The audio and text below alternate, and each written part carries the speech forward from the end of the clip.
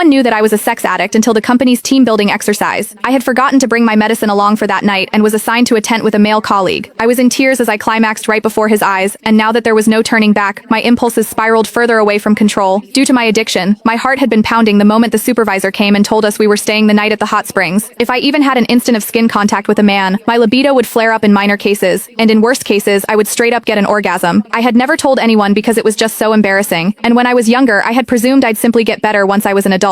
That was until I realized the symptoms were getting even more out of control, and there was that one time I almost moaned out loud in public. Fighting back the embarrassment that almost killed me, I went to the doctor and got some medicine. However, I had forgotten to bring my medicine, as this team-building exercise was organized out of the blue, and very far from my home. Even as I fought against the fear eating me inside, warning myself to restrain myself and stay well behind, our supervisor suddenly announced, "Sorry guys, all the rooms have been booked, but we have tents. There aren't many, so we're just going to have to make do. Ruth, you're going to Dean's tent." And that was how we got to the situation right now. Me, a sex addict with no meds within reach, following the burly man into the tent. I did my best to keep to a corner in the tent, biting my lip and closing my eyes while telling myself to fall asleep as soon as I could before the last dosage lost effect. But that was when Dean came to me. "What's wrong?" he asked. I could feel his body warmth from my back, and my skin was already crawling. "Nothing. I'm fine. Please, just stay away from me." But even as the stimulation extended from my skin to the rest of my body, I knew the pain was coming. I checked my phone and only saw that it was midnight, 6 hours since I had last taken my pills. It was losing effect soon. Soon my whole body was shuddering, while there was a warm stream gushing out between my legs. I kept my head buried between my legs and did my best not to look at Dean. People would mock me for being a skank if they noticed my condition, and I couldn't bear to stay in the company at that point. Meanwhile, Miles Hendricks, the other colleague in the tent, was already snoring out loud. I kept clenching my knuckles, my own nails digging into my palm. The pain calmed me somewhat, and I told Dean, "Sorry, I'm not distancing myself. I'm just not feeling well." Never could I have expected Dean to move toward me without another word, reaching out with his large warm palm and pressing it over my forehead. Even as he held his palm steady, I found myself staring at his chest and nothing else. I could also see that distinct collarbone and chiseled chest under his shirt. I seemed to tighten at the very next second, and orgasmed amid my embarrassment, and the ensuing moan could barely be stifled. Worst of all, I was trembling even worse after I orgasmed, and Dean could clearly feel me shaking. "That's strange. Why are you so flushed? You don't even have a fever," he murmured, not giving up feeling my forehead and cheeks just then. I trembled even more and turned my face away, but it was the back of the tent right behind me. Having nowhere else to go, I clenched my jaw so I wouldn't moan again, even as I decided I couldn't stay in this sealed room when all I could smell was Dean. He wasn't a smoker, so his faint soapy and hormonal scent was especially recognizable. I could feel all the pores around my opening, as the orgasm left me painfully sensitive to everything. In the heat of the moment, I pushed Dean away and sent him stumbling backward, while I scrambled to crawl out of my tent, not caring that my skirt was short, exposing my wet panties right in front of his eyes. He promptly turned away to stop himself from staring, but he was no brat either. Seemingly struck with a thought, he followed me, even as I lost control over my body. The fire in my loins was ablaze, and I had never felt libido this violent.